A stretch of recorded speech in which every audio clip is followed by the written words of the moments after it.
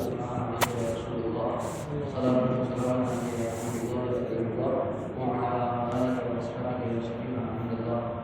اللہ رب العزت کی بارگاہ میں ہم دعا کرتے ہیں پروردگار عالم ہماری اس محفل کو قبول فرمائے اور یہ براءت کی رات، رحمت کی رات، توبہ کی رات، مبارک رات، اللہ رب العزت جتنی اس رات کی صفات ہیں ہر صفت سے ہمیں مالا مال فرمائیں، برکتیں بھی عطا فرمائیں اللہ رب العزت، ہماری توبہ کو قبول بھی فرمائیں اور ہم سب کو جہنم سے نجات بھی عطا فرمائیں. اور بے شک یہ عظیم رات ہے، نہایت عظیم رات ہے. حضرت علامہ امام شافعی رحمۃ اللہ تعالیٰ علیہ فرماتے ہیں کہ وہ 5 راتیں جن میں دعا قبول ہوتی ہے، جو قبولیت کی راتیں ہیں، ان میں سے ایک رات یہ 15ویں شب ہے، شب برات. انہیں 5 راتوں میں سے ہے جس میں دعائیں قبول ہوتی ہیں، جس میں دعائیں قبول ہوتی ہیں الحمدللہ. تقریباً 10 صحابہ کرام رضوان اللہ تعالیٰ علیہم اجمعین سے اس سلسلے میں احادیث کریمہ وارد ہیں شب برات کے سلسلے میں، اور صحیح بھی ہیں اور کچھ کی روایت کمزور بھی ہے، لیکن سب جو ہے وہ قابل قبول ہیں. فضائل اعمال میں اللہ رب العزت اس رات دنیا کے جو سب سے قریب ترین آسمان ہے، جسے آسمان دنیا کہا جاتا ہے، وہاں پر نزول اجلال فرماتا ہے. وہاں پر اس کے انوار و تجلیات کی بارشیں ہوتی ہیں، رحمت کی برکھا برستی ہے، رحمت کی بارشیں ہوتی ہیں اور ارشاد ہوتا ہے، ندا آتی ہے، حل من مستغفر، کیا کوئی ہے مجھ سے مغفرت چاہنے والا کہ میں اس کی مغفرت کروں؟ حل من مسترزق، کیا ہے کوئی مجھ سے رزق چاہنے والا کہ میں اسے رزق عطا کروں؟ کیا ہے کوئی مجھ سے سوال کرنے والا کہ میں اس کا سوال اس کو جو مانگے اس کو عطا کروں؟ اس طریقے کی ندا ساری رات ہوتی رہتی ہے. اللہ کے رسول فرماتے ہیں یہاں تک کہ فجر طلوع ہو جائے، یہاں تک کہ فجر طلوع ہو جائے. تو جیسے ہی یہ رات لگتی ہے، رات کب سے لگتی ہے؟ مغرب سے. جیسے ہی مغرب کی اذانیں ہوتی ہیں، سورج غروب ہوتا ہے، یہ رات لگ جاتی ہے. اور یہ بہت ہی اس لیے علماء نے فرمایا کہ اس رات میں مسجد میں بیٹھ جانا چاہیے اعتکاف کی حالت میں، تاکہ ہمارے اعمال پیش ہوں. ویسے تو سب کچھ علم الہی میں ہے، سب کچھ لوح محفوظ میں لکھا ہوا ہے، سب کچھ پہلے سے مقدر ہے، کس کو کیا ملنا ہے، کس کی زندگی کتنی ہونی ہے، کس کو زندگی ملنی ہے، کس کو موت ملنی ہے، کس کی زندگی کتنی ہونی ہے، کس کی کتنی ہونی ہے، کس کو رزق کتنا ملنا ہے، کس کو کتنا نہیں ملنا ہے، کس کو کیا ملنا ہے، کس کو کیا نہیں ملنا ہے، سب لکھا ہوا ہے. لیکن اس رات جو ہے فرشتوں کو نافذ کرنے کا حکم دے دیا جاتا ہے. اس رات کیا ہے؟ فرشتوں کو نافذ کرنے کا حکم دے دیا جاتا ہے کہ فلاں فلاں فلاں فلاں کے ساتھ یہ معاملہ پیش آنا ہے. تو اس لیے جو ہے وہ بہت ہی سنجیدگی کے ساتھ اس رات کو لینے کی ضرورت ہے، اور اس میں جتنی آپ عبادت کر سکتے ہیں. مولا علی کرم اللہ تعالیٰ وجہ کریم سے روایت ہے، اللہ کے رسول صلی اللہ علیہ وسلم نے ارشاد فرمایا کہ اس رات میں قیام کرو اور اس رات کا جو دن آئے گا اس میں روزہ رکھو. اس رات کا جو دن آئے گا اس میں روزہ رکھو.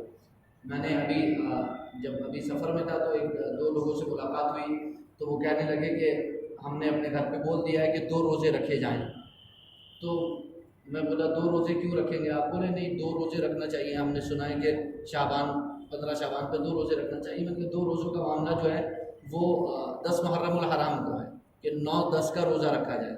15 شعبان میں ایسی کوئی روایت موجود نہیں ہے، اور ہماری نظر سے ایسی کوئی روایت نہیں گزری کہ جس میں یہ کہا گیا ہو کہ ایک دن پہلے یا ایک دن بعد روزہ رکھا جائے.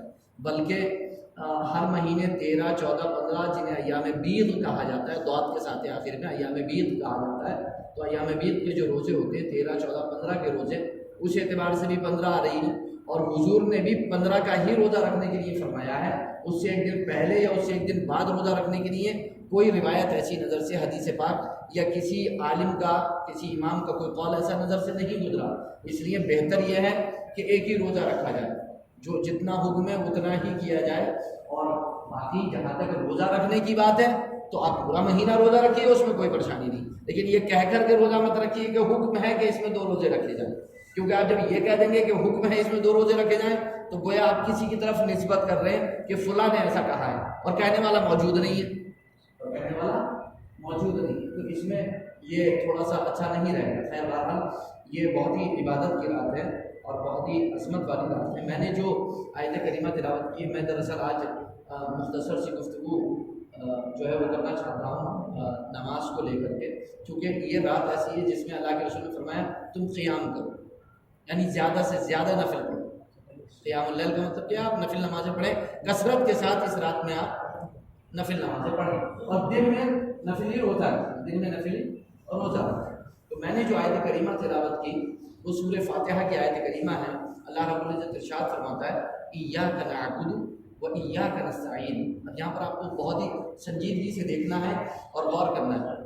ایاک نعبد عبادت کا ذکر ہے، و ایاک نستعین مدد چاہی جا رہی ہے۔ عبادت کس کے لیے ہے اور مدد کون مانگ رہا ہے؟ کس کے لیے؟ یہاں تک حصہ الگ ہو گیا اور یہاں سے حصہ الگ ہو گیا۔ اللہ رب العزت کیا ارشاد فرماتا ہے حدیث قدسی میں، قسمت الصلاۃ بینی و بین عبدی نصفین، قسمت الصلاۃ بینی و بین عبدی نصفین، میں نے صلاۃ کو 2 جگہ تقسیم کر دیا ہے، نصف میرے لیے ہے اور نصف میرے بندے کے لیے۔ میں نے صلاۃ کو، حالانکہ عربی میں صلاۃ کے معنی نماز کے آتے ہیں، صلاۃ کے معنی نماز کے آتے ہیں، لیکن مفسرین محدثین اور علماء فرماتے ہیں کہ یہاں پر صلاۃ سے مراد نماز نہیں ہے بلکہ سورہ فاتحہ مراد ہے۔ صلاۃ سے یہاں پر سورہ فاتحہ یا قرات مراد ہے، کہ جو قرات نماز میں کی جاتی ہے، یعنی سورہ فاتحہ کی قرات یا سورہ فاتحہ جو پڑھی جاتی ہے، میں نے اس کو 2 جگہ تقسیم کر دیا ہے، آدھی میرے لیے ہے، آدھی میرے بندے کے لیے، آدھی میرے لیے اور آدھی، اب کیسے ہے آدھی رب کے لیے اور کیسی ہے آدھی بندے کے لیے؟ یہاں پر آدھی بندے کے لیے آدھی میرے لیے، کیسے؟ ہمیں یہاں پر اس پہ توجہ دینا۔ جب آپ پڑھتے ہیں بسم اللہ الرحمن الرحیم الحمدللہ رب العالمین الرحمن الرحیم مالک یوم الدین، تو آپ یہاں پر سب سے پہلے رب کی حمد کرتے ہیں۔ رب کی کیا کرتے ہیں آپ؟ حمد کرتے ہیں، اس کی ثنا کرتے ہیں، اس کی تعریف و توصیف بیان کرتے ہیں۔ اور جب بندہ مومن نماز میں کھڑے ہو کر کے پڑھتا ہے الحمدللہ رب العالمین، تو جیسے میں نے ابھی بولا کہ ہر رات بھی بخاری اور مسلم شریف کی حدیث پاک کے مطابق ہر رات آدھی رات کے بعد اور تہائی رات کے بعد یہ ندا ہوتی ہے، اور 15ویں شعبان کو بالخصوص یہ ندا ہوتی ہے، کیا کوئی ہے مجھ سے مغفرت چاہنے والا؟ کیا کوئی ہے مجھ سے جو ہے وہ رزق طلب کرنے والا؟ کیا ہے کوئی مجھ سے خیر طلب کرنے والا؟ کیا ہے کوئی مجھ سے سائل سوال کرنے والا کہ جس کو میں عطا کروں؟ تو یہ بخاری اور مسلم شریف کی حدیث پاک کے مطابق ہر روز ہر رات آدھی رات کے بعد اور تہائی رات کے بعد یہ ندا ہوتی ہے، اور جو ہے وہ سنن ابن ماجہ اور دیگر احادیث کریمہ کے مطابق 15ویں شعبان کو بھی یہ ندا ہوتی ہے۔ اسی طرح یہ تو رات کی بات رہ گئی کہ ہر رات یہ ندا ہوتی ہے یا 15 شعبان کو یہ ندا ہوتی ہے، بلکہ ہر روز دن میں 5 مرتبہ آواز آتی ہے۔ صرف 5 مرتبہ نہیں، 5 مرتبہ میں نے اس لیے کہا کہ نمازیں 5 ہیں، نمازیں 5 ہیں، لیکن رکعت کے اعتبار سے اگر آپ دیکھیں اور جتنی رکعت میں جتنی مرتبہ آپ سورہ فاتحہ پڑھتے ہیں اتنی مرتبہ آواز آتی ہے، جتنی مرتبہ آپ سورہ فاتحہ پڑھتے ہیں اتنی مرتبہ آواز آتی ہے۔ کیا آواز آتی ہے؟ آپ پڑھتے ہیں سورہ فاتحہ الحمدللہ رب العالمین، تمام خوبیاں رب العالمین کی، آواز آتی ہے حمیدنی عبدی، میرے بندے نے میری حمد کی، میرے بندے نے میری۔ اب آپ اس کلام کا ذرا یہ دیکھیں کہ کتنا پیارا کلام پڑھ رہا ہے بندہ۔ ہم کتنے گناہ گار ہیں، کتنے خطا کار ہیں، کتنے قصوروار ہیں، کتنے ہمیں اپنے گناہوں کا اعتراف ہے۔ انسان خود سے، میں خود سے زیادہ، مجھ سے زیادہ کون جان سکتا ہے انسانوں میں کہ میں گناہ گار ہوں کہ نہیں؟ ہر انسان کو، جیسے کہ حضرت موسیٰ علیہ السلام کے امت میں حضرت موسیٰ علیہ السلام نے ارشاد فرمایا ایک شخص سے کہ تم جاؤ اور بستی سے اس شخص کو لے کر کے آؤ جو سب سے بڑا نیک متقی اور پرہیزگار ہو، جو سب سے بڑا نیک متقی اور پرہیزگار ہو۔ وہ گئے، پورے شہر میں ڈھونڈا، تلاش کیا، شام کو ایک بندے کو دے کر کے حاضر ہو گئے کہ اے نبی، پورے شہر میں سب سے بڑا متقی پرہیزگار ہماری نظر میں یہ شخص لا کر کے حاضر ہو۔ پھر ارشاد فرمایا کہ اب دوبارہ جاؤ اور اس شخص کو لے کر کے آؤ جو شہر میں سب سے بڑا گناہگار ہے، شہر میں سب سے بڑا۔ پورے دن ڈھونڈنے کے بعد تلاش کر کے شام کو آئے اور اپنے آپ کو پیش کر دیا کہ میں ہوں، مجھ سے بڑا گناہگار کوئی نہیں۔ تو ارشاد ہوا ایسا فیصلہ کیوں کیا آپ نے؟ جب نیکوکار کو تلاش کرنے کی بات ہوئی تو آپ نے لا کے پیش کر دیا، جب بدکار کی بات ہوئی تو آپ نے اپنے آپ کو پیش کر دیا۔ تو اب جواب سنیں، جواب کتنا پیارا تھا۔ جواب یہ تھا کہ دوسروں کی نیکیوں کا، دوسروں کی برائیوں میں دوسرا بدکار ہے، برائی کرتا ہے، اس میں مجھے شک ہے، اور میں بدکار ہوں، میں برائی کرتا ہوں، میں کوتاہی کرتا ہوں، میں کمی کرتا ہوں، اس کا مجھے یقین ہے، اور یقین شک پہ غالب نہیں آتا۔ اس لیے مجھے اپنے گناہوں کا یقین تھا، تو یقینی طور پر میں گناہ گار ہوں، اس لیے میں نے اپنے آپ کو پیش کر دیا۔ لیکن دوسرے کے بارے میں مجھے شک ہے کہ وہ ہے بھی کہ نہیں ہے، ممکن ہے کہ نہ ہو، مجھے لگتا ہو کہ وہ گناہ گار ہے، اس لیے میں نے یقین کو غالب کیا۔ تو ہم جو ہے وہ یہاں پر، تو ہم اتنے گناہ گار ہیں کہ جس کی حد نہیں۔ اس لیے انبیاء اکرام دعا کرتے ہیں اپنی امتوں کے بارے میں، اپنی امتوں کی بخشش کے بارے میں۔ حضرت ابراہیم علیہ السلام، حضرت موسیٰ علیہ السلام سب اپنی امتوں کے لیے دعا کرتے ہیں۔ اور اس امت کا کیا عالم ہے، کہ اللہ رب العزت نے قلم کو حکم دیا کہ اے قلم، تو امتوں کے دستور لکھ۔ قلم نے امتوں کے دستور لکھنا شروع کیے۔ پہلے تو جب یہ حکم ہوا تو 1000 سال تک قلم تھراتا رہا، اس حکم الہی سے تھراتا رہا، کانپتا رہا۔ 1000 سال کے بعد اس نے کہا ماذا اکتب یا ربی، اے میرے رب میں کیا لکھوں؟ تو حکم ہوا کہ تو امتوں کا دستور لکھ۔ دستور میں کیا لکھوں؟ 2 دستور لکھے جانا تھے۔ پہلا دستور کہ انبیاء اکرام کی امتوں میں سے جو امت بھی اطاعت فرما برداری کرے گی اسے میں جنت عطا کروں گا، اور جو نافرمانی کرے گی اسے میں جہنم عطا کروں گا، اسے میں جہنم میں داخل کروں گا۔ جو اطاعت اور فرما برداری کرے گا میں اسے جنت عطا کروں گا، اور جو نافرمانی کرے گا میں اسے جہنم میں داخل کروں گا۔ قلم نے دستور لکھنا شروع کیا۔ حضرت آدم علیہ السلام سے لے کر کے اور حضرت عیسیٰ علیہ السلام تک قلم نے تمام نبیوں کی امتوں کا یہی دستور لکھنا شروع کیا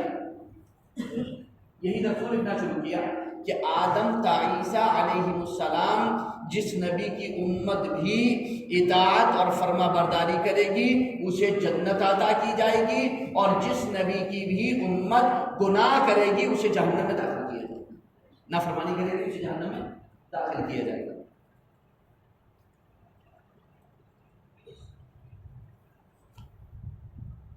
تو حضرت آدم علیہ السلام سے لے کر کے حضرت عیسیٰ علیہ السلام تک تمام امتوں کا دستور قلم نے لکھ دیا۔ اب باری آئی پیارے مصطفیٰ کی، اب اپنے نصیب پر فخر کرنا، جتنا فخر کر سکتے ہو آپ کرو اپنے نصیب پر۔ ہم امت مصطفیٰ ہیں، ہم امت مصطفیٰ ہیں، الحمدللہ ثم الحمدللہ۔ ہم حبیب کی امت ہے، ہم پیارے کی امت ہے، حبیب کی امت ہے، مصطفیٰ جان رحمت کی امت ہے، جو رحمت للعالمین بن کر کے آئے، سارے عالم ساری کائنات کے لیے رحمت بن کر کے آئے۔ وہ جس عالم کے لیے رب، اسی عالم کے لیے محمد مصطفیٰ رحمت، الحمدللہ۔ تو جب باری آئی پیارے مصطفیٰ علیہ السلام کی امت کی، تو قلم نے پہلا دستور لکھا کہ امت مصطفیٰ میں جو بھی اطاعت اور فرمانبرداری کرے گا اسے جنت عطا کی جائے گی، اسے جنت میں داخل کیا جائے گا۔ پہلا دستور لکھ دیا، دوسرا دستور لکھنا چاہتا تھا کہ امت مصطفیٰ میں سے جو بھی گناہ کرے گا اسے جہنم میں داخل کیا جائے گا۔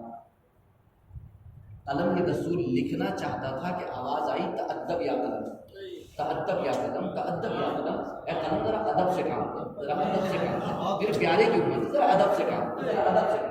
قلم بیچ میں سے پھٹ گیا، آپ جو نشان لگا ہوا دیکھتے ہیں، قد دیکھتے ہیں، وہ بیچ میں سے پھٹ گیا، گھبرانے لگا، کام ہو گیا۔ پوچھا ہے پروردگار عالم، ساری امتوں کا دستور یہی رہا ہے، اس امت کے بارے میں کیا ہے؟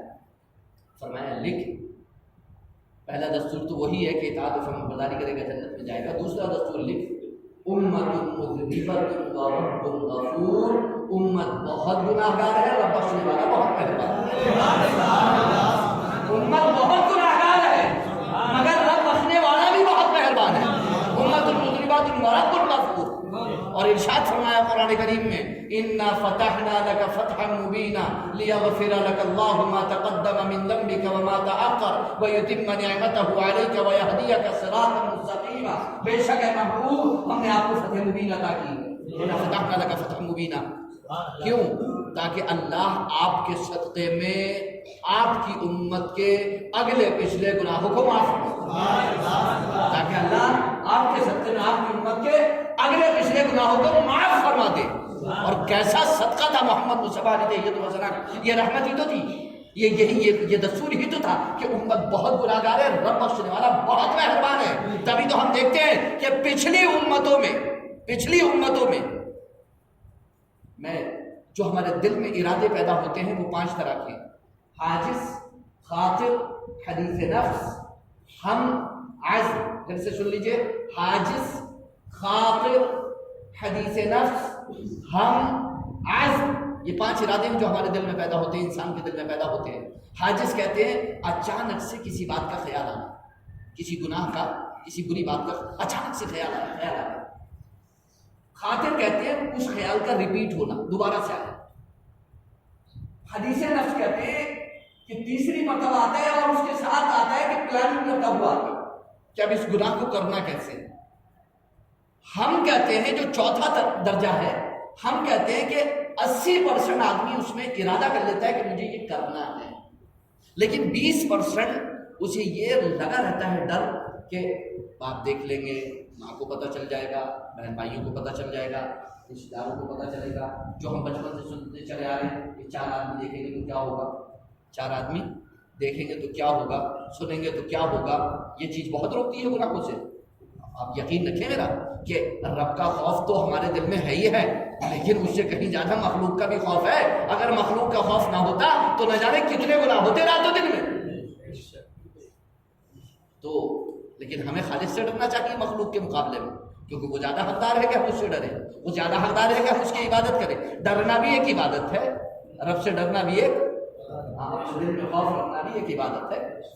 اور اللہ کے بندوں میں اللہ سے سب سے زیادہ علماء ڈرتے ہیں، سب سے زیادہ علماء ڈرتے ہیں۔ تو چوتھا نمبر کیا ہے؟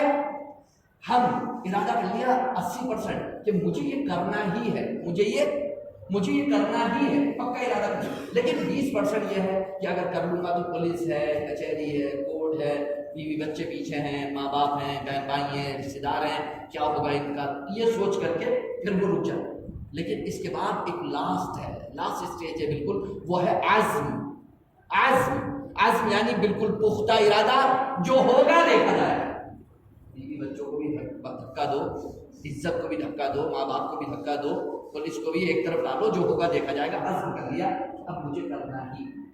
سوال یہ پیدا ہوتا ہے، میں نے بھی آپ سے عرض کیا کہ پچھلی امتوں کا دستور لکھا گیا کہ جو بھی اطاعت اور فرمانبرداری کرے گا جنت میں داخل کیا جائے، جو بھی نافرمانی کرے گا اسے جہنم میں داخل کیا جائے۔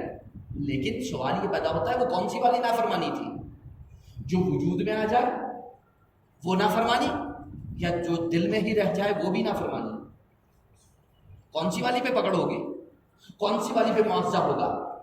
کون سی والی پہ گرفت کی جائے گی؟ کون سی والی کا حساب کتاب ہوگا؟ کون سی برائی، وہ کون سا ارادہ تھا غلط کہ جس پر پکڑ ہو جائے گی؟ یا جب تک کریں گے نہیں، جب تک نہیں ہوگا؟ تو پچھلی امتوں کا دستور یہ تھا کہ حاجز یا اچانک سے خیال آیا کوئی بات نہیں، خاطر جو دوبارہ ریپیٹ ہوا کوئی بات نہیں ہے، حدیث نفس پلاننگ کی اس کے بارے میں کوئی بات نہیں ہے، معاف ہے یہاں تک پچھلی امتوں میں بھی. لیکن انہوں نے 80% ارادہ کر لیا اور 20% انہوں نے ڈر ہے جس کی وجہ سے وہ گناہ نہیں کر پائے، لیکن گناہگار لکھ دیے گئے. لیکن گناہگار امت مصطفیٰ پر یہ معاف کر دیا، امت مصطفیٰ پر یہ معاف، جب تک 100% وہ پورا پکا ارادہ نہ کر لے جب تک معاف ہے، جب تک. لیکن اگر 100% ارادہ کر لیا ہے تو پھر یہ کرنے کے برابر ہے، یہ کرنے کے برابر ہے. جیسے معاذ اللہ نعوذ باللہ، اللہ تعالیٰ کبھی ایسا جملہ نہیں نکالنا چاہیے زبان سے، لیکن مثال کے لیے میں کہہ رہا ہوں کہ ارادہ ہوا کہ خدا کو ختم کر دیتے، نکل گئے گھر سے، بندہ جگہ پہ نہیں ملا، بچ گیا، زندگی تھی اس کی، لیکن ہم قاتل میں لکھ دیے گئے. وہ یہ نہ سوچے بندہ کہ وہ قاتل میں نہیں لکھ لے، وہ قاتل میں لکھ دیا گیا. بندہ گیا چوری کرنے کے لیے، پتہ چل گیا کہ مال فلاں جگہ پہ رکھا ہوا ہے، چابی فلاں جگہ پہ رکھی ہوئی ہے، گیا تو چابی مانی تھی جس کی وجہ سے چوری نہیں کر پایا، لیکن چور لکھ دیا گیا. گیا تھا زنا کرنے کے لیے، لیکن پر وقت کوئی آ گیا یا کچھ ہو گیا، زنا نہیں کر پایا لیکن لکھ دیا گیا زانی. بالکل ختم، لاسٹ اسٹیج وہ بالکل، چونکہ اس نے پہلی اسٹیج پار کی، دوسری اسٹیج پار کی، تیسری پار کی، چوتھی پار کی، بالکل آخری حد کو پہنچ گئے، تو اب کوئی درجہ نہیں ہے، اب کوئی مسئلہ نہیں ہے. تو اس طریقے سے یہ اللہ کے رسول سرور کون صلی اللہ علیہ وسلم نے کیا ارشاد فرمایا، اللہ رب العزت نے کیا ارشاد فرمایا کہ میرا بندہ کون؟ میری محبوب کا امت، میرے محبوب کا امت، اگر کسی گناہ کا ارادہ کرے، اب ارادہ یہ کون سا والا؟ 5ویں درجے والا، وہ نہیں جو اچانک سے آیا پھر ریپیٹ ہوا پھر پلاننگ ہوئی پھر 80% ارادہ کر لیا لیکن نہیں کر پائے، نہیں، 100% والا اس نے ارادہ کیا تو ایک ہی گناہ لکھنا بس اس کے ذمہ میں، اور اگر کسی نیکی کا ارادہ کر لے تو 10 نیکی. یہ کیا ہے؟ یہ پیارے کی امت ہے، ورنہ پچھلی امتوں میں ایسا ہوا نہیں ہے. پچھلی امتوں میں یہ ہے کہ اگر کر لیا ہم بھی ہے تو لکھ دیا جائے گا، چھوڑا نہیں جائے گا، بخشا نہیں جائے گا. اللہ کے رسول صلی اللہ علیہ وسلم بارگاہ میں جبریل امین وحی لے کر کے آئے، للہ ما فی السماوات و ما فی الارض وان تبدوا ما فی انفسکم وان تبدوا، سورہ بقرہ کا آخری رکوع جہاں سے اسٹارٹ ہو رہا ہے شروع ہو، للہ ما فی السماوات و ما فی الارض وان تبدوا ما فی انفسکم او تخفوه یحاسبکم بہ اللہ، وان تبدوا ما فی انفسکم، جو تمہارے دلوں میں ہے چاہے تم اسے ظاہر کرو یا اسے چھپا کے رکھو، اللہ تمہارا محاسبہ کرے گا. جو تمہارے دلوں میں چل رہا ہے چاہے تم اسے ظاہر کرو چاہے تم اسے چھپا کے رکھو، اللہ تمہارا محاسبہ کرے گا. صحابہ کرام رضوان اللہ تعالیٰ علیہم اجمعین اللہ کے رسول کی بارگاہ میں حاضر ہو گئے، یا رسول اللہ رب العزت کا یہ فرمان نازل ہوا ہے کہ جو تمہارے دلوں میں چل رہا ہے چاہے تم اسے ظاہر کرو یا چھپا کے رکھو، دلوں میں ہی رکھو، تو تمہارا محاسبہ ہوگا، تمہارا حساب کتاب ہوگا، تمہاری گرفت ہوگی، پکڑ ہوگی، معاوضہ ہوگا. یا رسول اللہ صلی اللہ علیہ وسلم، ہم اپنے دلوں پر طاقت نہیں رکھتے، قدرت نہیں رکھتے، ہم کرنے سے رک سکتے ہیں لیکن دل میں بھی خیال نہ آئے یا رسول اللہ اس میں تو ہماری طاقت ہی نہیں ہے، یہ تو ہماری طاقت سے باہر کی بات ہے. میرے دل میں اچانک کوئی غلط خیال آ جائے، آپ کے دل میں آ جائے، آپ کے دل میں آ جائے، آپ کے دل میں کوئی خیال آ جائے تو یا رسول اللہ اس میں تو ہماری کوئی قدرت ہی نہیں ہے. یا رسول اللہ جس پہ ہماری قدرت نہیں ہے، جس پر ہماری طاقت نہیں ہے، جس پر ہمارا کوئی اختیار نہیں ہے، کوئی قبضہ نہیں ہے، یا رسول اللہ اس پر اگر ہمارا معاوضہ ہوگا تو ہمارا کیا ہوگا؟ ابھی بیان دے رہے تھے بیٹھے ہوئے رسول اللہ صلی اللہ علیہ وسلم کی بارگاہ میں کہ جبریل پھر وحی لے کر کے آ گئے. جبریل اب دیکھیں، کیونکہ میں اور آپ کہہ رہے ہیں کہ ہماری سنی نہیں جاتی ہے، نہیں، یہ تو دیکھیں کتنی تیزی سے ہیں. ابھی بیان دے رہے اور جبریل امین وحی لے کر کے آتے ہیں، کیا کہتے ہیں؟ لا یکلف اللہ نفسا الا وسعها، محبوب اللہ فرماتا ہے کسی بندے کو اس کی طاقت سے زیادہ مکلف نہیں کیا جائے. سبحان اللہ، اس کی طاقت سے زیادہ مکلف. اب جتنی طاقت رکھ سکتا ہے خیالات کو دفع کرنے کی، برائی کو دفع کرنے کی، دل سے دور کرنے کی، اتنی طاقت رکھتا ہے اتنا دور کرے. پھر بھی اگر خیالات گھیرتے ہیں تو اللہ تعالیٰ محاسبہ نہیں کرتا، لیکن بس یہ ہے کہ کرنے سے رکا دیں اور عزم نہ کریں. عزم 5واں جو لاسٹ اسٹیج ہے وہ اس تک نہ پہنچنے دیں، اس تک کسی صورت میں نہ پہنچنے دیں. کچھ لوگوں نے یہ بھی کہا کہ ویسے میں ہم جب نماز میں کھڑے ہوتے ہیں تو طرح طرح کے خیالات آتے ہیں، طرح طرح کے باتیں ذہن میں آتی ہیں، کہیں کا کوئی خیال آ جاتا ہے، کہیں کا کوئی خیال آ جاتا ہے، کہیں کا کوئی خیال آ جاتا ہے، آخر ہم کیسے جو ہے وہ اس سب کو کریں، کیسے اس سب کو دیکھیں، کیا کریں۔ تو آپ آگے تشریف لیں، نیچے آپ آگے تشریف لیں، آگے تو ہم کیسے کریں گے، کیا کریں گے؟ تو میں نے کہا کہ نماز میں دیکھیے اتنا ہی ہے کہ سب سے پہلے تو آپ جب نماز میں کھڑے ہوتے ہیں نا، تو جو آپ اپنی نماز پڑھتے ہیں تو اس میں کم سے کم آپ اتنی قرات کریں اور اتنی زور سے تسبیح پڑھیں کہ آپ اپنے آپ کو سنا سکیں۔ اتنا تو پڑھنا ہی چاہیے، اتنا تو پڑھنا ہی چاہیے کہ آپ اپنے آپ کو، اس کا فائدہ یہ ہوتا ہے کہ جب آپ اپنے آپ کو سنائیں گے تو آپ کا دل ادھر ادھر نہیں جائے گا، آپ کا خیال ادھر ادھر نہیں بڑھے گا، آپ کا خیال جگہ پر رہے گا۔ تو میں نے عرض کیا کہ یہ رات بخشش کی رات ہے، نجات کی رات ہے، توبہ کی رات ہے، براءت کی رات ہے، پروانہ عطا کیا جاتا ہے، بخشش کا، نجات کا پروانہ عطا کیا جاتا ہے، اس میں رزق بانٹا جاتا ہے، اس میں جو ہے وہ کون کتنی عمر پائے گا یہ سب جو ہے وہ نافذ کر دیا جاتا ہے، اس کے احکام نافذ کر دیے جاتے ہیں۔ بہرحال تو اللہ رب العزت نے کیا فرمایا؟ قسمت الصلاۃ بینی وبین عبدی نصفین، میں نے نماز کو اپنے اور اپنے بندے کے درمیان آدھا آدھا بانٹ دیا، آدھا۔ الحمدللہ رب العالمین، تمام خوبیاں رب العالمین کے لیے۔ تو میں یہ عرض کر رہا تھا کہ ہم کتنے گناہ گار ہیں، لیکن پھر بھی آواز کیا آتی ہے؟ حمدنی عبدی، میرے بندے نے میری حمد کی، میرے بندے نے۔ اور یہ آواز سے فیصلہ نہیں ہے کہ کسی عالم کو، کسی مفتی کو، کسی متقی پرہیزگار کو آتی ہو، ہر نمازی کو آتی ہے، جو بھی نماز پڑھتا، جو بھی، کیونکہ یہاں پر یہ نہیں کہا گیا کہ فلاں کو آتی ہے، فلاں کو آتی نہیں آتی ہے، ایسا کچھ نہیں فرمایا گیا۔ یہاں تو مطلق ہے کہ جب بندہ نماز میں پڑھتا ہے الحمدللہ رب العالمین تو اسے آواز رب کی جانب سے ندا ہوتی ہے، حمدنی عبدی، میرے بندے نے میری حمد کی، میرے بندے نے میری حمد کی۔ جب وہ پڑھتا ہے الرحمن الرحیم تو آواز آتی ہے اثنا علی عبدی، میرے بندے نے میری ثنا کی، میرے بندے نے میری ثنا کی۔ جب وہ پڑھتا ہے مالک یوم الدین تو آواز آتی ہے مجدنی عبدی، میرے بندے نے میری بزرگی بیان کی، میری عظمت بیان کی، میری تعظیم کی، میری عظمت بیان کی، میری تعظیم، مالک یوم الدین۔ اور یہاں پر مالک یوم الدین کہا گیا، روز جزا کا مالک، حالانکہ وہ اس دنیا کا بھی مالک ہے، وہ اس دنیا کا بھی مالک ہے، لیکن یہاں پر چونکہ بہت سارے لوگ ہیں جو ملک اور مالک ہونے کا دعویٰ کرتے ہیں، ملک اور مالک ہونے کا دعویٰ کرتے ہیں، ملک اور بادشاہی کا دعویٰ کرتے ہیں۔ بہت بڑے بڑے فرعون، نمرود، شداد سب گزر گئے، بہت دعوے کیے ہیں انہوں نے، بہت بادشاہت کے اعلان کیے ہیں، لیکن آخرت میں بادشاہت کس کی ہوگی؟ لمن الملک اليوم للہ الواحد القہار۔ آج بادشاہت کس کی ہے؟ آج تو واحد قہار کی بادشاہت ہے۔ آج آؤ، کون بادشاہ تھا دنیا میں؟ کون کہتا تھا کہ میں بادشاہ ہوں اور ظلم کرتے تھے، زیادتی کرتے تھے؟ آج آؤ نکل کر کے، آج ہر ایک سے بدلہ لیا جائے گا، آج ہر ایک کا حساب ہوگا۔ تو مالک یوم الدین، پھر اس کے بعد آپ کہتے ہیں ایاک نعبد و ایاک نستعین۔ تو رب نے فرمایا کہ میں نے فاتحہ کو، سورہ فاتحہ کو تقسیم کر دیا اپنے اور اپنے بندے کے درمیان، آدھی میرے لیے ہیں اور آدھی میرے۔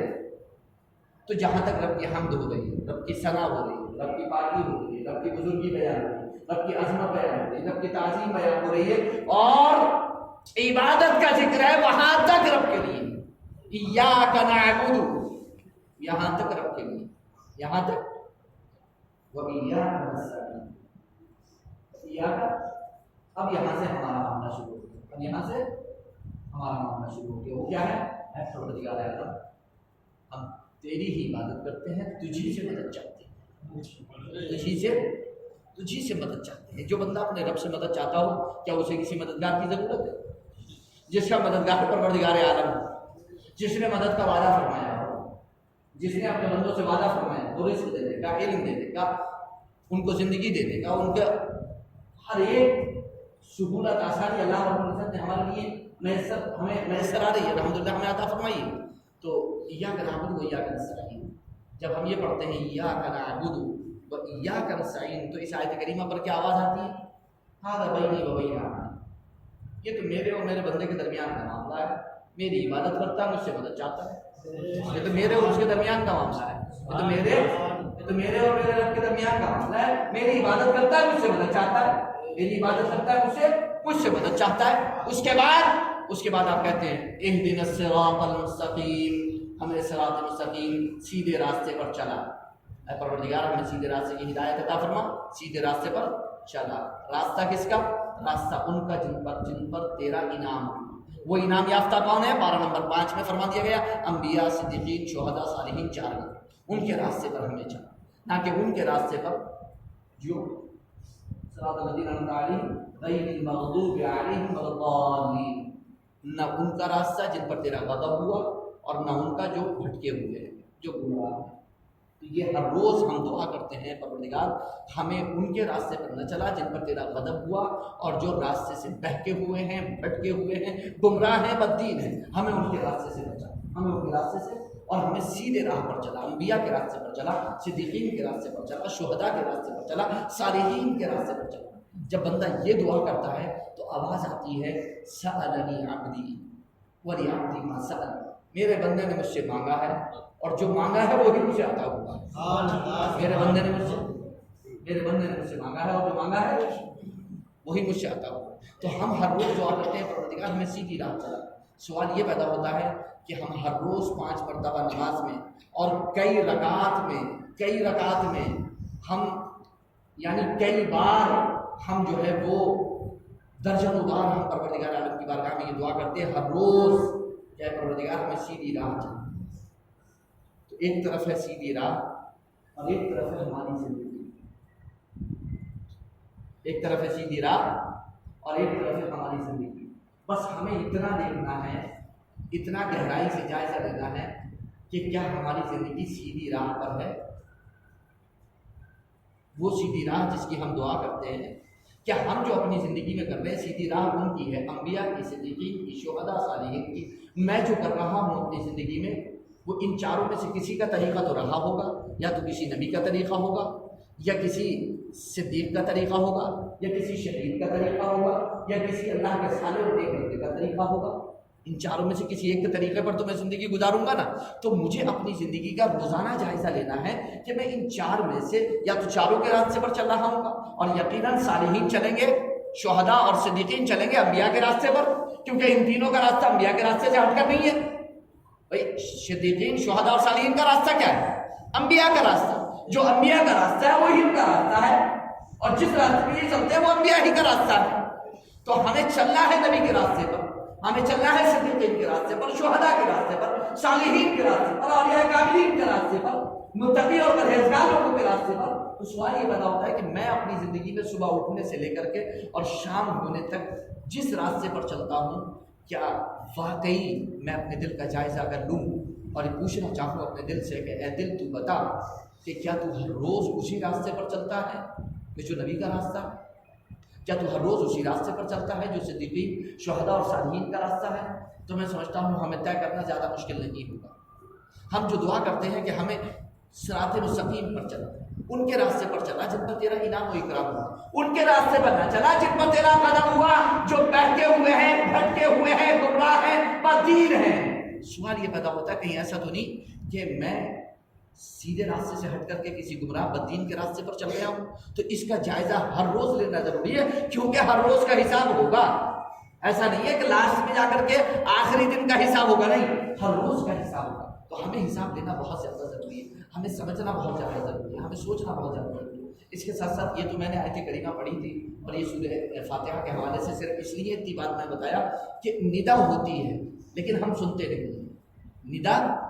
ندا ہوتی ہے، جیسے ہر رات ہوتی ہے، ہر آدھی رات کے بعد ہوتی ہے، تہائی رات کے بعد ہوتی ہے، اسی طرح 15 شعبان کو ہوتی ہے، اسی طرح پورے رمضان میں ندا رہتی ہے۔ تو ہم سنتے نہیں ہیں اس ندا کو، اور وہ ندائیں ہوتی رہتی ہیں، تو ہمیں ندا سننا چاہیے۔ اسی طرح نماز میں بھی ہمیں ندا سننا چاہیے۔ اس لیے ہم نے کہا کہ قرآن کریم جو ہے وہ تجوید کے ساتھ پڑھو، ترتیل کے ساتھ پڑھو۔ یہ تیز رفتار اور یہ ایسا قرآن پڑھنا یا سننا کہ جو سمجھ میں نہ آئے، نہ پڑھنے والے کے سمجھ میں آئے، نہ سننے والے کے کچھ پڑھے پڑے، نہ سننے والے کے کچھ سمجھ میں آئے، تو اس سے کوئی فائدہ نہیں، کیونکہ یہ غلط طریقے سے پڑھیں گے تو بجائے ہم ثواب پانے کے اور الٹے گناہگار ہو جائیں گے۔ تو آپ آہستہ پڑھیں، ٹھہر کے پڑھیں، سورہ فاتحہ ایسے پڑھیں گویا آپ کا دل لگا ہوا ہے، آپ کا دماغ لگا ہوا ہے، آپ کے کان لگے ہوئے ہیں کہ میں نے اب پڑھا الحمدللہ رب العالمین، اور اب آواز آتی ہوگی میرے بندے نے میری حمد کی۔ الرحمن الرحیم، میں نے جیسے ہی پڑھا اب آواز آتی ہوگی کہ میرے بندے نے میری ثنا کی۔ تو یہ ہماری لو نہیں رہنا چاہیے، یہ ہمارا تصور بنا رہنا چاہیے، یہ ہمارے مزاج میں، یہ خیال میں، یہ دل میں یہ بات ہمارے رہنا چاہیے۔ جب یہ آپ کے دل میں رہے گی تو مجھے یہ بتائیے کہ دنیا کا خیال آپ کے دل میں آ جائے گا؟ خیال بھٹک جائے گا ادھر کبھی نہیں۔ تو ہم شکایت تو کر دیتے ہیں کہ ہمارا خیال بھٹک جاتا ہے، تھوڑا خیال آ جاتا ہے، لیکن اصل جو روح نماز ہے وہ ہمیں حاصل نہیں ہوتی۔ جب روح نماز حاصل نہیں ہوتی اسی لیے ہم جو ہے وہ بھٹک جاتے ہیں، ہم اس لیے بہک جاتے ہیں، نماز میں خیال کہیں اور چلا جاتا ہے۔ سوال یہ پیدا ہوتا ہے کہ آپ مسجد پہنچے، مصلی پر کھڑے ہوئے، کس کے لیے؟ رب سے ملاقات کے لیے پہنچے۔ ایک بادشاہ کے دربار میں اگر آپ ملاقات کے لیے جائیں گے تو کیا ہوگا؟ آپ کا بدن بیت کی طرح تھر تھر کپ کپاتا ہوگا۔ کہیں ایسا نہ ہو کہ کوئی بے ادبی ہو جائے، کہیں ایسا نہ ہو کہ کوئی گستاخی ہو جائے، کہیں ایسا نہ ہو کہ شاعر شان کوئی مقصد پورا نہ ہو سکے اور شان کے خلاف کچھ ہو جائے۔ تو یہ تو دنیا کا بادشاہ ہے جس کے آگے کھڑے ہو کر ہم اتنا تھرتھراتے ہیں، اتنا کانپتے ہیں، اتنا خوف اپنے دل میں رکھتے ہیں، اور ہر لمحہ میں یہ خوف لگا رہتا ہے، مگر وہ رب العالمین ہے، وہ احکم الحاکمین ہے، وہ غفور الرحیم ہے، وہ غفار ہے، وہ ستار ہے، وہ قہار ہے، وہ جبار ہے۔ اس کا تو یہ اس کا کرم ہے، یہ اس کا فضل ہے کہ اتنا سینہ تان کے کھڑے ہو جاتے ہیں، اتنا بے خوف کھڑے ہو جاتے ہیں، اتنا ایک دم آ کر کے ٹھاٹ باٹ سے کھڑے ہو جاتے ہیں، پتہ بھی نہیں ہوتا ہے کہ کہاں کھڑے، مگر پھر بھی وہ قبول فرماتا ہے، پھر بھی وہ قبول فرماتا ہے۔ اگر کسی دنیا کے بادشاہ کا دربار ہوتا تو نکال کے باہر پھینک دیتا، 2 منٹ میں نکال کے باہر کر دیتا، لیکن یہ تو رب کا دربار ہے، یہ تو رب کی بات ہے، یہ تو رب کی بات ہے، ہم آ کر کے کھڑے جیسے آ کر کے کھڑے ہو جاتے ہیں ویسے قبول فرما دیتا ہے، یہ تو اس کا کرم ہے۔ اب ہم آ کر کے کھڑے ہو گئے اور ہم آ کر کے ہم نے نماز پڑھی۔ آپ کو معلوم ہے نماز پوری کی پوری کیا ہے؟ نماز پوری کی پوری نماز کیا ہے؟ پوری کی پوری نماز جو ہے وہ آپ کی کوئی عبادت ایسی نہیں بچی جو نماز میں نہیں ہے۔ قولی عبادت بھی اسی کے اندر ہے، فعلی عبادت بھی اسی کے اندر ہے، قولی عبادت بھی اسی کے اندر ہے اور فعلی عبادت بھی۔ کیسے قولی عبادت کیسے ہے اس کے اندر؟ یعنی آپ جو زبان سے عبادت کرتے ہیں، قولی کی عبادت کیسے؟ آپ اس میں تسبیح پڑھتے ہیں، آپ اس میں ثنا پڑھتے ہیں، آپ اس میں رب کی پاکی بیان کرتے ہیں، آپ اس میں رب کی بزرگی بیان کرتے ہیں، آپ اس میں تکبیر تحریمہ کہتے ہیں، آپ اس میں تکبیرات انتقال کہتے ہیں، آپ اس میں تسبیح پڑھتے ہیں، آپ اس میں سورہ فاتحہ پڑھتے ہیں، آپ اس میں تشہد پڑھتے ہیں، آپ اس میں تحیات پڑھتے ہیں۔ یہ سب آپ کی قولی عبادت ہے، یہ سب آپ کی قولی عبادت ہے۔ لیکن اس کے لیے چل کے تو آتے ہیں، آپ اس کے لیے چل کے تو آتے ہیں، اچھا دھلا ہوا لباس سے پہن کے آتے ہیں، اور اس کو دھلنے کے لیے پیسہ بھی خرچ کرتے ہیں آپ۔ تو جو چل کر آ رہے ہیں، یہاں پر آ کر کے بیٹھ رہے ہیں، آپ جو حرکت ہو رہی ہے یہ سب فعلی عبادت ہو گئی، آپ کا جسم اٹھ رہا ہے بیٹھ رہا ہے، یہ سب فعلی عبادت ہو گئی، آپ کی فعلی عبادت ہو گئی۔ اور آپ جو پاکی حاصل کر کے آ رہے ہیں، استنجا کر کے آ رہے ہیں، وضو کر کے آ رہے ہیں، کپڑے پہن کے آ رہے ہیں، یہ سب آپ کی مالی عبادت ہو گئی، یہ سب آپ کی مالی عبادت ہو گئی۔ تو اس میں قولی عبادت بھی ہے، اس میں فعلی عبادت بھی ہے، اس میں مالی عبادت بھی ہے۔ حتیٰ کہ اگر آپ کبھی اس کو غور سے دیکھیں، نماز کو کبھی آپ غور سے دیکھیں تو بہت ساری عبادتیں آپ کو مل جائیں گی۔ مثلا روزے کے اندر کیا کرتے ہیں آپ؟ کھانا پینا اور جماع سے رک جاتے ہیں، یہی تو روزہ ہے۔ ان 3 باتوں سے رک جانا روزہ ہے، کھانا پینا اور جماع سے رک جانا روزہ ہے۔ یہ تینوں کام نماز میں کرتے ہیں کیا؟ تو جو عبادت روزے کے ذریعے کر رہے ہیں وہ ہر روز کر رہے ہیں، وہ عبادت ان میں کئی بار کر رہے ہیں، کئی بار ان تینوں چیزوں سے رکتے ہیں آپ۔ جب تک آپ مصلی پر کھڑے رہتے ہیں، جب تک آپ ان تینوں کاموں سے رکے رہتے ہیں، اور یہی کام آپ رمضان میں کرتے ہیں، یہی کام آپ ہر روز بھی کرتے ہیں۔ تو ایسا نہیں ہے کہ آپ روزے میں جا کر کے کچھ نیا کر رہے ہیں، نہیں، آپ ہر روز یہی کرتے ہیں۔ آپ حج کو جاتے ہیں، احرام باندھ لیتے ہیں، آپ احرام باندھنے کے بعد کیا ہے؟ حلال چیزیں بھی آپ کے لیے جب تک احرام بندہ رہتا ہے منع ہو جاتی ہیں، اور جب تکبیر تحریمہ کہہ لیتے ہیں تبھی تو منع ہو جاتی ہے، جب تکبیر تحریمہ کہہ لیتے ہیں جب بھی تو منع ہو جاتا ہے۔ آپ قیام کرتے ہیں، وہاں وقوف عرفہ کرتے ہیں، جا کر کے عرفے میں کھڑے ہوتے ہیں، وہاں جا کر کے وہاں وقوف عرفہ کرتے ہیں آپ جا کر کے۔ اسی طریقے سے اگر آپ غور کریں گے اس میں تو ساری عبادتیں اس میں آ جاتی ہیں۔ روزہ کیا ہے؟ آپ بے حیائی، آپ جو ہے وہ بری بات نہ کہیں، جھوٹ نہ بولیں، وغیرہ وغیرہ۔ جتنی دیر نماز پڑھتے ہیں آپ ساری باتوں سے رکے رہتے ہیں، آپ ہر بے حیائی سے رکے رہتے ہیں، ہر بری بات سے رکے رہتے ہیں، آپ ہر برے خیال سے رکے رہتے ہیں، آپ جھوٹ سے رکے رہتے ہیں، غیبت سے رکے رہتے ہیں، چغلخوری سے رکے رہتے ہیں، خیانت سے رکے رہتے ہیں۔ یعنی کوئی چیز ایسی نہیں ہے جو نماز جو ہے وہ آپ کو دیتی نہیں۔ جتنی عبادتیں رب نے رکھی ہیں یہ افضل ایسی تھوڑی نہ ہے۔ سب سے افضل عبادت کون سی ہے؟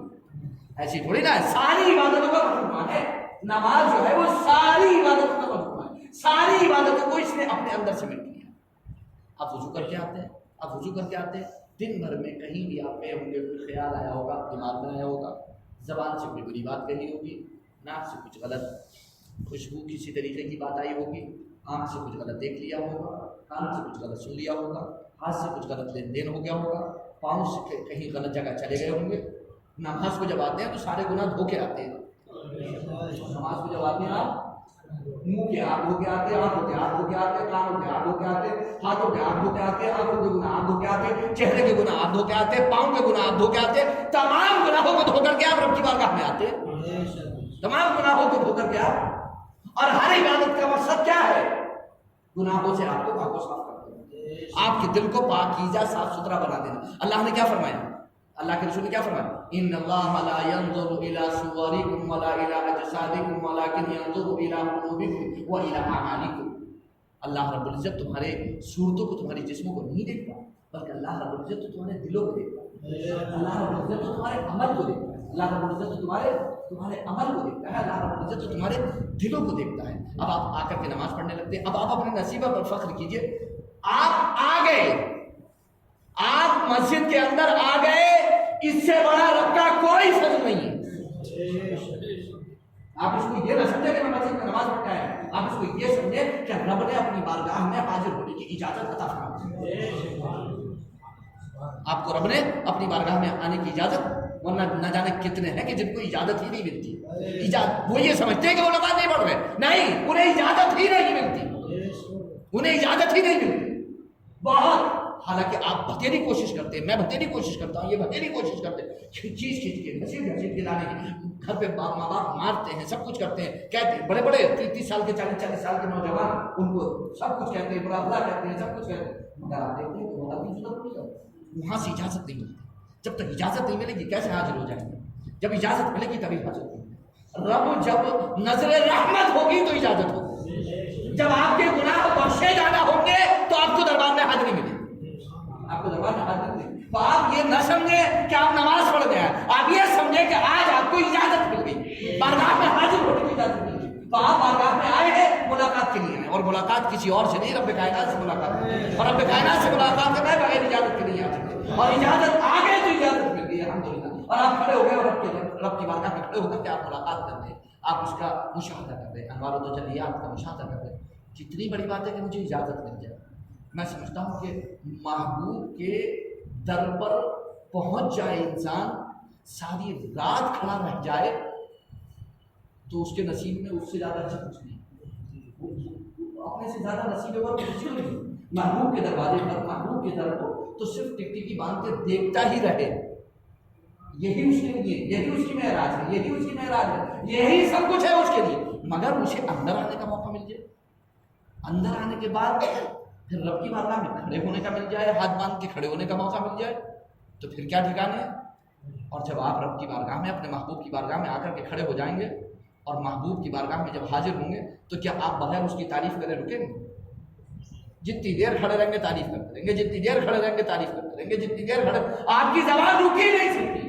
ایک دنیا بھی محبوب کے لیے نہیں رکتی ہے، وہ تو رب کائنات، تو رب العالمین ہے، اس کے لیے کیسے ہماری زبان رک جائے گی؟ راتوں دن آپ دیکھتے ہو کہ لوگ ایک دوسرے کے اپنے محبوبوں کے چرچے کرتے رہتے ہیں، جہاں بیٹھتے ہیں وہاں چرچے شروع کر دیتے ہیں، جہاں بیٹھتے ہیں وہاں چرچے شروع کر دیتے ہیں، جہاں بیٹھتے ہیں وہاں چرچے شروع کر دیتے ہیں۔ لوٹ پھر وہی بات ہے، آپ کوئی بھی بات نکال لو پھر وہیں سے دوبارہ اس کو نکال کے شروع کر دیں گے، آپ پھر کوئی اور بات نکال لو پھر نکال کے وہیں سے، کیونکہ وہ اگر مجنون سے یہ کہہ دیا جائے کہ دنیا تجھے دے دی جائے گی، یہ ساری دنیا ہے، یہ تیرے قبضے میں ہے، تو یہ ہمیں دیتے، لیلا تجھے دے دو، تو مجنون یہ کہے گا کہ نہیں مجھے دنیا چاہیے، لیلا نہیں چاہیے، وہ کہے گا تو سب کچھ لے جا، صرف مجھے لیلا چاہیے، مجھے لیلا کے سوا کچھ نہیں چاہیے۔ تو مجنون کو تو لیلا چاہیے، مجنون کو تو لیلا چاہیے، تو محب کو تو محبوب چاہیے، محب کو تو صرف محب کو محبوب کے سوا کچھ نہیں، سب کچھ قربان ہے، محب کا سب کچھ قربان ہے محبوب کے دیدار کے لیے، ایک مشاہدے کے لیے، ایک زیارت کے لیے، سب کچھ قربان ہے۔ اور پھر زیارت بھی ایسی کہ کھڑے ہونے کا موقع مل جائے، جب اس کھڑا ہو گیا آ کر کے، اس نے تعریف کی، اس نے حمد کی، اس نے ثنا کی، اس نے اپنا سوال رکھا، اس نے اپنی عاجزی ظاہر کی، اس نے دعا کی، تو پھر کرم اتنا ہوا کہ صرف کھڑے رہنے کا نہیں، بلکہ اب اجازت ہو گئی کہ تم جھک بھی جاؤ، اب تم تو اب تم جھک بھی جاؤ، تو وہ جھک بھی گئے۔ اب جب جیسے جھکا تو اب وہ کون ایسا خوش نصیب ہے کہ جو جھکنے کے بعد پھر رہ جائے اور تعریف نہ کرے؟ انہیں پھر تسبیح بیان شروع کر دی، سبحان ربی العظیم، سبحان ربی العظیم، سبحان ربی العظیم، سبحان ربی العظیم۔ جب اس نے تسبیح بیان کی تو پھر ارشاد ہوا کہ کھڑے ہو جاؤ، ارشاد ہوا کہ کھڑے ہو جاؤ۔ کھڑا ہو گیا، کھڑا ہوا تو اس نے سوچا یہ تو مجھے ابھی کھڑے ہونے کی اجازت نہیں دی، جھکنے کی اجازت نہیں دی، پھر سے کھڑے ہونے کی اجازت نہیں دی، تو اس نے پھر ہم شروع کر دیا، ربنا ولک الحمد حمدا کثیرا طیبا مبارکا فیہ، خوب حمد کر دی۔ جب اتنی حمد کری تو اب محبوب بھی ایسا کب ہے کہ جو آپ اتنی حمد کرو تو پھر وہ آپ کو اور انعام و اکرام کی بارش نہ کرے؟ اس نے سجدے کی اجازت دے دی، آپ بالکل ہی آ جاؤ، بالکل ہی آ جاؤ، بالکل ہی جھک جاؤ، ہماری بارگاہ میں حاضر ہو جاؤ مکمل طور پر۔ سجدے میں چلے گئے، جا کر کے سبحان ربی الاعلیٰ، سبحان ربی الاعلیٰ، سبحان ربی الاعلیٰ۔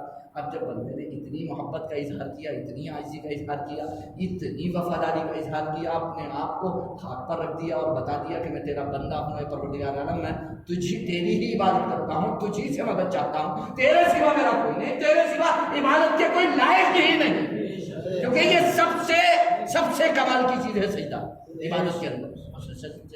اب جب اس نے سجدے میں سر رکھ دیا تو اب یہ ہے کہ محبوب جو ہے وہ پھر انعام و اکرام کی بارش نہ کرے اپنے چاہنے والے پر، اپنے محبت کرنے والے پر۔ محبوب تو نشان لٹاتا ہی رہتا ہے، لٹاتا ہی۔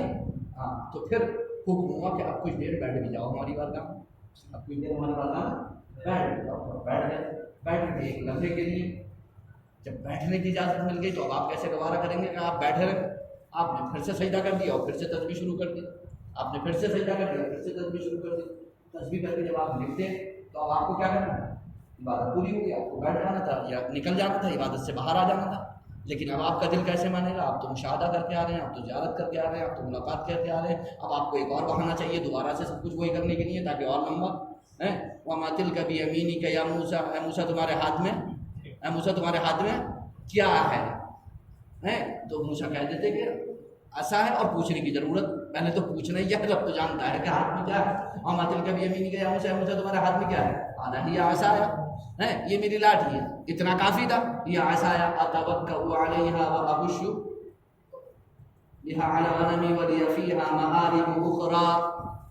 رب نہیں جانتا کہ یہ ساری باتیں؟ پھر موسیٰ کیوں کلام لمبا کرے جا رہے ہیں؟ موسیٰ کیوں کلام لمبا کرے جا رہے ہیں؟ پتہ نہیں دوبارہ موقع ملے گا نہیں ملے گا؟ کرے جاؤ کلام، کرے جاؤ، کرے جاؤ۔ رب فرمانا کہ موسیٰ تمہارے ہاتھ میں کیا؟ آج موقع ملا ہے تو کلام بند مت کرو، چالو رکھو، آج کلام کو جاری رکھو کیونکہ موقع ملا ہے۔ تو اب جب موقع مل جاتا ہے تو موقع چھوڑے گا نہیں، تو اس نے دوبارہ پوری رکعت دوبارہ وہی ریپیٹ کر دی کیونکہ موقع ملا ہے کھڑے ہونے کا۔ پھر پتہ نہیں ملے کہ نہیں ملے، زندگی بچے کہ نہ بچے، سانس بچے کہ نہ بچے، ریپیٹ کرتے دوبارہ سے، وہ دوبارہ سے ریپیٹ۔ اور جب وہ دوبارہ سے ریپیٹ کرتا ہے اور جب پھر پروردگار عالم اس کی محبت کو، اس کی عبادت کو، یہ ساری چیزیں پھر نظر رحمت جب ہوتی ہے تو پھر کچھ دیر باقاعدہ بیٹھنے کا موقع ملتا ہے، پھر کچھ دیر باقاعدہ بیٹھنے کا موقع ملتا ہے۔ اور پھر تو اپنے نصیب پر جتنا فخر کریں آپ کم ہے، کتنی دیر آپ بیٹھے ہوئے ہیں، آپ تحیات پڑھ رہے ہیں اور آپ جو ہے سلام پڑھ رہے ہیں، آپ تشہد پڑھ رہے ہیں، آپ درود پڑھ رہے ہیں، آپ دعائیں پڑھ رہے ہیں۔ ابھی آپ کو کھڑے ہونے کا، مسجد میں داخل ہونے کی اجازت نہیں تھی، اب تو بیٹھنے کی مل گئی، اب تو آپ سکون سے بیٹھے ہیں، اب تو جو دل چاہے مانگ لیجیے، بالکل بڑھیا کر کے مانگ لیجیے۔ اور پھر بخاری شریف کی حدیث سے بات ہے کہ جب آپ بیٹھ جاتے ہیں تو واجب ہوگا، پھر رحمت الہی آپ کو اپنے گھیرے میں دے دیتی ہے، پھر رحمت الہی آپ کو اپنے گھیرے میں دے دیتی ہے، اور اس وقت آپ رحمت الہی کے گھیرے میں ہوتے ہیں۔ پھر تو آپ جو چاہیں اپنے رب سے بات کریں، گفتگو کریں، کلام کریں، آپ مانگیں اپنے دل کی سنی جائے گی، مانگے عطا کیا جائے گا جو چاہیں۔ تو یہ بڑی عجیب بات ہے۔ تو یہ جو رات ہے یہ قیام اللیل کی رات ہے، رات شب بیداری کی رات ہے، رب کی بارگاہ میں عبادت کرنے کی رات ہے۔ تو آپ اس کو 2 رکعت نفل سمجھ کے یا 8 رکعت نفل سمجھ کے مت پڑھیں، اس رات کو شب بیداری نہ کریں، بلکہ ملاقات کے لیے رات کو جائیں۔ یہ شب بیداری ملاقات کے لیے ہونا چاہیے، یہ شب بیداری محبوب سے ملاقات کے لیے، مناجات کے لیے، سرگوشی کے لیے، کلام کے لیے، اپنی کہنے کے لیے، سننے کے لیے، اپنی سب کچھ دعائیں کرنے کے لیے، مانگنے کے لیے، سب کچھ اپنی فریاد رکھنے کے لیے ایسے ہونا چاہیے، یہی نیت ہونا چاہیے۔ خدا کی قسم اتنا ملے گا، اتنا ملے گا انشاءاللہ آپ کی کس کی اللہ رب العزت عبد الفرمائی سبدس ہو گئے۔ ہاں تو اب جاگنا بھی ہے، چونکہ آپ کو رات کو شب بیداری بھی کرنی ہے، اس لیے جلدی گفتگو ختم کریں گے تو اچھا رہے گا۔ اور مرکزی درجہ جامعہ اسلامیہ رامپور کا بہت ٹائم کے بعد یہ پہلا پروگرام ہوا ہے، پورا لاک ڈاؤن ایسے گزر گیا اور پورا سال ایسے ہی گزر گیا، نہ کوئی پروگرام ہو پایا، نہ مدرسہ کھل پایا۔ یہ تو ہم رب کی طرف سے ایک طریقے سے ہماری محرومی ہے۔ کہاں پورا سال یہاں قرآن کی تلاوتیں ہوتی تھیں، ہر لمحہ، صبح، دوپہر، شام، رات، دن، راتوں دن یہاں پر قرآن کی تلاوت، حدیث کی قرأت، راتوں دن بخاری، مسلم، ترمذی، صحیح ستہ پڑھی جا رہی ہے، حدیث و قرآن پڑھے جا رہے ہیں، سب کچھ۔ لیکن یہ ایک طریقے سے، اور یہ صرف یہاں کا مسئلہ نہیں، پورے انڈیا کا نہیں، پوری دنیا کا مسئلہ ایسا ہوا کہ ایک طریقے سے ہم محروم کر دیے۔ اور خانہ کعبہ جس میں کبھی طواف پر نہیں ہوا، تاریخ میں کبھی طواف نہیں ہوا، وہاں تک جو ہے وہ روک دیا گیا۔ یہ میں سمجھتا ہوں اس سے زیادہ محرومی کہ کسی کو اجازت ہی نہیں ملی، کسی کو اجازت ہی نہیں ملی۔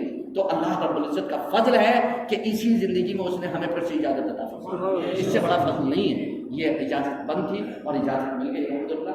کسی اور کی طرف سے ایسا نہیں ہے کہ کسی اور کی طرف سے اجازت نہیں تھی، رب کی طرف سے اجازت نہیں تھی۔ جب تک رب کی طرف سے اجازت نہیں تھی رکے ہوئے تھے، جب رب کی طرف سے اجازت مل گئی تو الحمدللہ موجود ہیں۔ اور اللہ رب العزت اپنا فضل فرمائے، اور آئندہ یہ جو الٹی سیدھی خبریں سننے کو آ رہی ہیں، حالانکہ الٹی سیدھی ہیں لیکن پھر بھی کچھ پتہ نہیں ہے، اللہ رب العزت محفوظ فرمائے اور ہمارے رمضان بہت اچھے سے گزریں، اللہ رب العزت توفیق عطا فرمائے۔ اور آپ سے میری گزارش ہے، آپ تمام حضرات سے، کہ بالخصوص اس مسجد کے بارے میں اور اس مرکزی درسگاہ اہل سنت جامعۃ الاسلامیہ جو آپ کا ایک عظیم مرکزی ادارہ ہے، اہل سنت والجماعت کا الحمدللہ، اہل سنت والجماعت کا یہ ناشر ہے، مبلغ ہے، ترجمان ہے، ہمیشہ سے 40 سالوں سے رہا ہے الحمدللہ۔